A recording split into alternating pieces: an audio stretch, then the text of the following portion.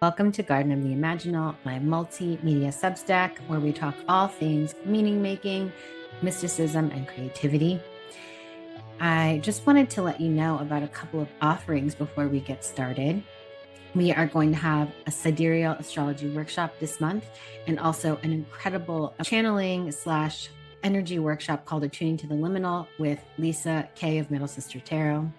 If you are an annual subscriber, we're also going to have a pop-up mini reading event that comes free with your subscription. So listen until the end to hear details and enjoy this transmission. In this video or podcast, we're going to talk about the themes of the month ahead, the messages that can most benefit this community of creatives and sensitive people, and any guidance that can help us make the most of the energies available to us. The music you are just listening to was from Sunday Diamond NYC. I highly recommend checking out their full album. I will post it in the show notes. Without further ado, let's talk about the giant major themes for the month.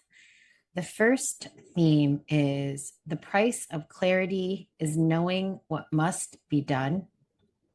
The price of clarity is knowing what must be done, outdated patterns being revealed and released, truth and deception being clarified, necessary conflicts for our relationships to evolve, changing leadership roles and identities, quick shifts, Morse code, and reading the patterns of life with ease, new gifts coming online, our light body and physical body coming together, earth energies activating us, and taking the time to grieve, process, and catch up to ourselves.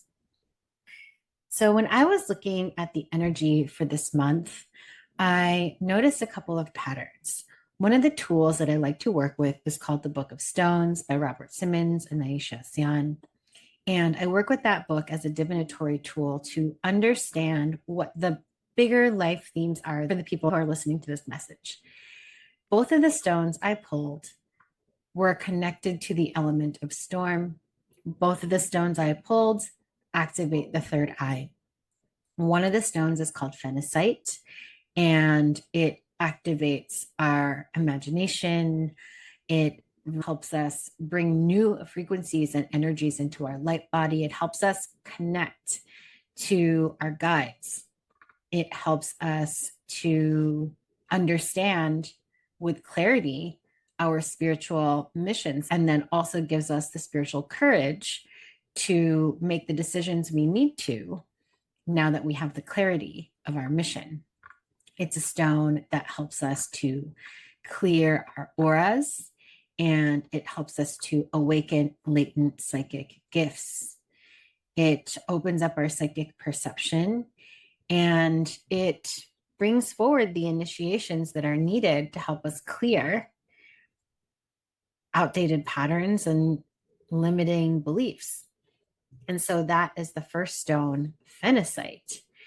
And when you look at the stone, it's activating the storm element from the crown and the third eye. It's one of the most powerful third eye activation stones in the book. And so when you think about that, that's a very cosmic energy. That's a very from above energy. And so what's interesting is axonite, which is our second stone guide, also activates the third eye, is also a storm element stone, but it is a deeply grounding stone. Axonite is a stone that helps us to open up to the earth's energies and direct the high frequency energies of the earth into our bodies, and to help those energies move through the lower parts of our chakra system up to the top. So it's sort of like we're being hit by these waves of frequency that want to be integrated and combined and alchemized through the human form from above and below. And they both offer the energy of truth. They both offer the energy of clearing. And so in a way, it feels like this next month is going to offer us a lot of change. I don't think the change is going to be very linear. It feels like there will be quick shifts that suddenly reorganize everything, that then ask us to take the time to be still and integrate the quick changes. So there's a real balance of taking responsibility and action with the things that we know need to shift. I'm thinking about unhealthy habits.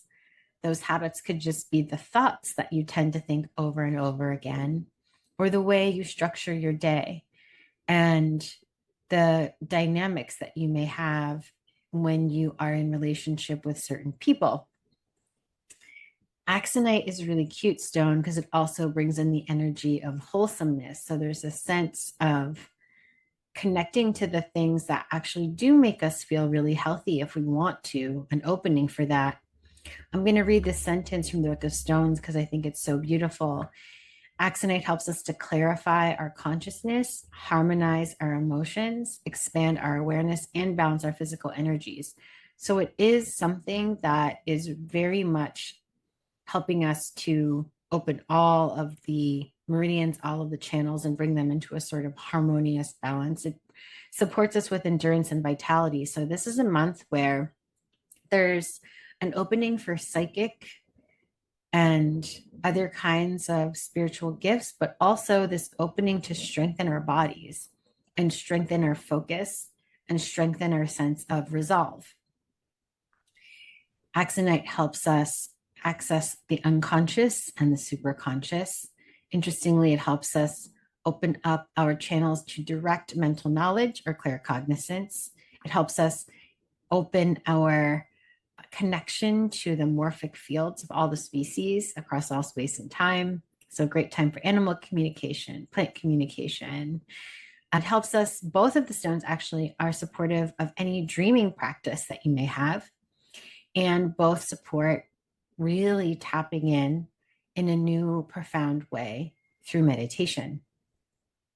Axonite is also very helpful in helping us cut through difficulties, delays, and frustrating obstacles, which means it's a very helpful stone for travel if you're traveling. And it also helps us to either dispel or resolve conflict. It is a stone that helps us to ground very strongly and to release excess energy. So there's going to be a lot of energy in the field that needs reorganization and grounding. This is a month where connecting to the earth with our bare feet feels very important. And it's a stone that helps us to feel empowered and confident.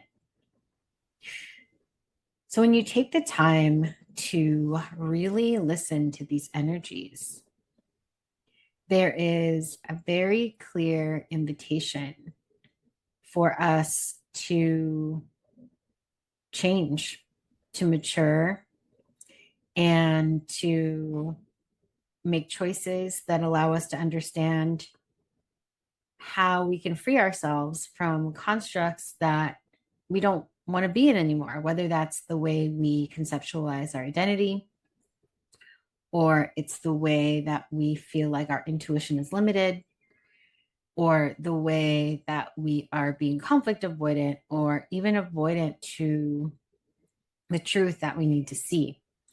So those kind of big illuminations are coming up in June. And this is the channeled written message that I did before I really tapped into the stones. So here it is. Let me read it to you. Your eyes are changing. Your perceptive ability is evolving. You can trust yourself. You can honor your heart. The filter you've been seeing the world through is becoming more psychedelic, and you are learning to trust each step. You are learning to open your heart. You are assisting your own spirit on this side of the veil. You and your spirit are siblings, brothers, sisters with yourself. The hierarchy between the embodied and the ethereal is being removed, and you see the value in being human this month. You also see the value in trusting your spirit. You see the value in the two becoming one.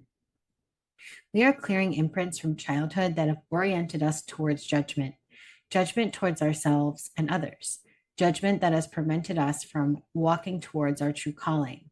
Our inner child calls us to memories that remind us who we really are, our potential, our truth. We are dismantling something in the world about what we believe we are worth, what we are ready to receive, what we are ready to let go, and what our mind is ready to let go. Our mind is ready to notice which thought loops are done. It's ready to offer itself rest and to leave the collective program of constant worry. We are learning to renew ourselves, renew our waters. Our emotional dams are breaking in a good way. We are thawing. We are feeling more and more and more. And meanwhile, the world outside us is grappling with its denial, its resistance, and what is being burned to the ground, whether we like it or not. Cooler heads prevail this month. Rested hearts prevail this month. Quiet minds become agents of change. We are also learning that we can move forward. We can move forward even when we don't quite know the full picture. We are all letting go of every rigid part of us. We are freeing our voices. We are allowing our bodies to change. We are clearing our bodies and minds to make space for an energetic shift that allows us to feel reinvented entirely. We are detaching from the idea that our identity is static or that is disloyal to change and grow. We spent time learning from nature, in nature, being nature. We are allowing the codes of God in through the garden of life. That is nature. That is change. So this month just feels like a month where the kind of cellular shift that we've been talking about for a long time lands in our bodies, in our experiences. And of course, and I've been saying this like a broken record, but when we have changes in our self concept, obviously, then have changes in our relationships. That's really very natural. I also wanted to share something I'm so excited about for those of you who are annual subscribers. Keep a lookout in your inbox. I'm going to be sending you an invite to a human design mini reading session. These mini reading sessions are an opportunity for you to get a reading with me and get your feet wet with human design, or if you know human design really well, a chance for you to ask specific questions. I wanted to create a space for us to gather in community, just as like a little bonus surprise. I will leave the link in the Substack below, and you can upgrade your subscription at any time. So now we're going to talk a little bit about the tarot messages for the month, and I will read these to you. They're quite clear and short. So the first thing I want to talk about is what we are calling in. And we pulled the cards, Five of Wands reversed. If you've ever seen that card, looks like a picture of people fighting. Death card reversed. And then from the Angel Oracle deck that I use, we pulled the card Break Free. And here's the message. This month, we are learning that trying to keep the peace is often trying to keep things the same in disguise. Healthy conflict is part of growth. When we are in our well-worn grooves of life, habitually fitting into the shapes that make everyone comfortable, stagnation easily creeps in. There's nothing right or wrong about stabilizing ourselves and relationships through routines and habit. But like an old growth forest, new resources are unlocked when disruption occurs. A new need asks to be met. A realization that you aren't seeing eye to eye asks to be addressed. You may feel like you're breaking up, but you're really breaking free of an old shape that doesn't suit anyone anymore. So yeah, we're calling in a shift in our ability to confront what isn't working and to work through it, to talk about it. We are clearing out the Queen of Rods and the Sun reversed. Here's the message that came through with those cards. Leadership is changing as we learn how to organize ourselves without hierarchy, codependence, or isolation. Who is the creative leader? Who is the creative spark? A collective humbly occurs so that each of us can grow into a new role, a new shape, a new practice, a new identity. Feminine fire is asking us if we are here to transmute something into a whole and wholly new kind of creation, or if we are weaponizing our rage in ways that are burning everyone out, including us. Old manifestations, old half-forged wishes are unraveling. Resources want to be unlocked so they can be reorganized. Our creativity is changing. Our artistry is changing. What we want is redefining itself. So there's a creative transformation occurring that is also changing our understanding of how we organize ourselves. So very much a month of changing relationship dynamics in a lot of ways. The next message is a tool or practice to support you. And we received something that felt very clear to me: the Eight of Cups reversed, the Knight of Cups reversed, and the Angel card Retreat. This month, a lot will show itself quickly, both insights and conflicts, clearings and visions. Gifts and shadow will come to light faster than anyone expected. In all of this, the waters of our bodies need time to heal and time to feel, not just to intellectually grasp, but to grieve what we have outgrown, to notice where our romanticism has left us disappointed. There is nothing wrong with disappointment. Let yourself feel what didn't come to pass. Don't be afraid to tell someone you trust that you missed something that you feel like you should be over. You missed something that you know wasn't good for you, or you missed something that you know you've outgrown. Grief is a ritual that showers us with our own heart's tears. Let yourself trust your body and energy to metabolize the sadness that often comes with change, even when it's a change you've been wanting. And lastly, a message from our guides: the Four of Cups, the Queen of Cups reversed, and Guardian Angel. You are catching up to yourselves, sweet darlings, in those wistful, quiet moments when you are daydreaming or carried away. Listen to what your body is asking for you. You are shedding on such a deep level to let in new codes, new energies, new feelings of trust.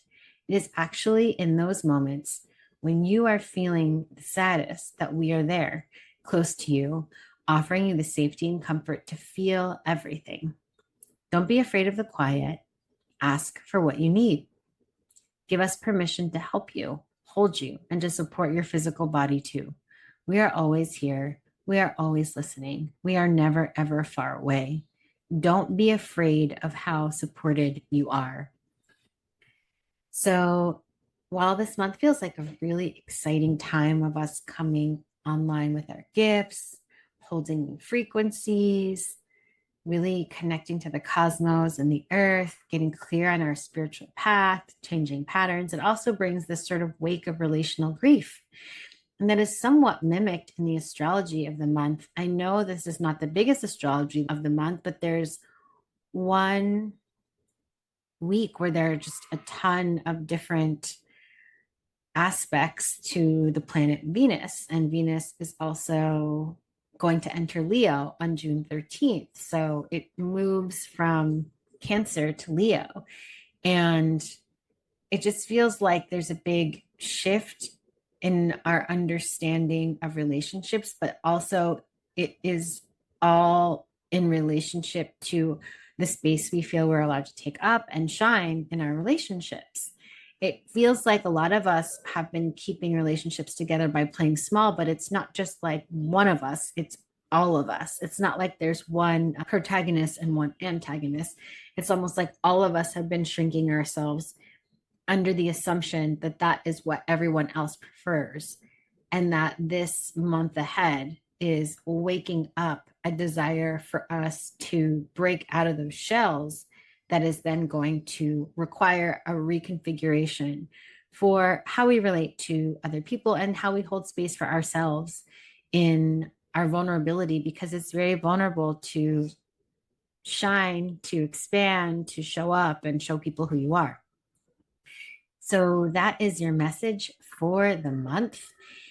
If you are a paid subscriber, you can check out the workbook. There we have written out all the messages, and we also have a bullet list of all of this month's themes so that you can see everything very clearly. We have photos of the stones as well, and all the tarot cards written out.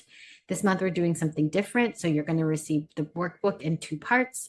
The first part is going to be everything I described, and the second part is going to be the new and full moon tarot spreads, and journal prompts so that you have time and space to integrate both of these. I hope you will join us for our upcoming workshops. We have some really cool ones in June. My go-to tarot reader for me personally, Lisa of Middle Sister Tarot, is going to be channeling and teaching us about attuning our energy in liminal spaces. If you're in liminal studies, you already have this workshop access, but it's also open to those of you who want to take it a la carte. If you're in a place of transformation, if you're curious about channeling, or if you just called to the offering when you read the words, I want to invite you to join. It's going to be amazing. And then we also have our other open workshop, which is Sidereal Astrology with Cody Channel. And this is going to be our first sidereal offering ever here at Myths of Creation. We're going to learn a lot about how to look at the cosmic map from a totally different perspective than most of us are used to framing it within. I'm super curious and so excited. Cody is an excellent and very knowledgeable reader, and we will leave those links in the workbook as well as in the show notes. Take care, gardeners. We'll see you soon.